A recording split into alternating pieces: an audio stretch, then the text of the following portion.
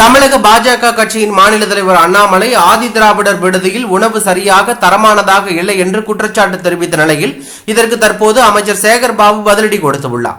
இது பற்றி செய்தியாளர்களிடம் பேசிய அவர், அண்ணாமலை ஏதாவது சொல்லிக் கொண்டே இருப்பார். அவருக்கு சந்தேகமாக இருந்தால் நேரில் வந்து ஆய்வு செய்து பார்க்கட்டும்.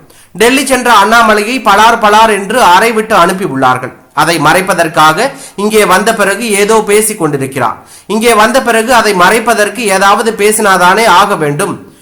மேலும் அவருக்கு சந்தேகம் இருந்தால் நேரில் வந்து ஆய்வு செய்து பார்த்து சொல்லுங்கள் என்று அவர் கூறியுள்ளது அரசியல் வட்டாரத்தில் பரபரப்பையும் அதிர்ச்சியும் ஏற்படுத்தி உள்ளது.